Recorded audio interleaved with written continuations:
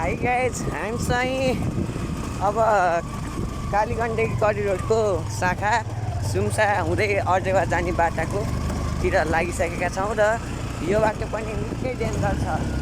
हेर्नुहोस्, निकै डेन्जर छ, अप्ठ्यारो पनि निकै छ र हाम्रो निकायलाई क्लिपलाई सब्सक्राइब गर्नुहोला, लाइक गर्नुहोला र सेयर गर्नुहोला र कमेन्ट पनि गरिदिनु होला है।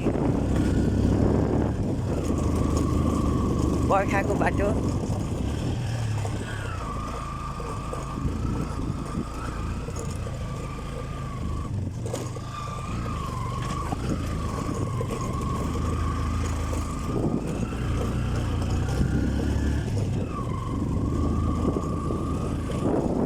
देख्न सक्नुहुन्छ हजुरहरू।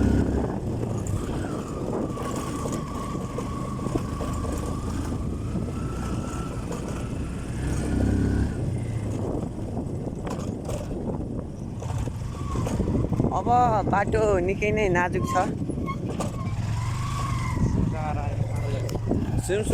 सुम्साको पाडालोटे भन्ने ठाउँको बाटो देख्न सक्नुहुन्छ।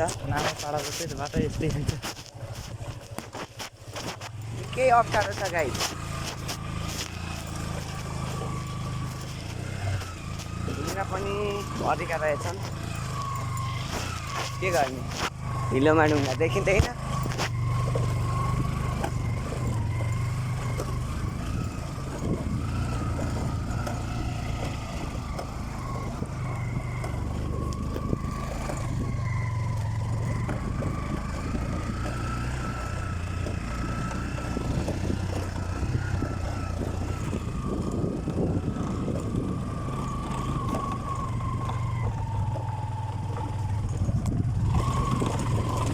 बाटो निकै नै अप्ठ्यारो छ, गेगर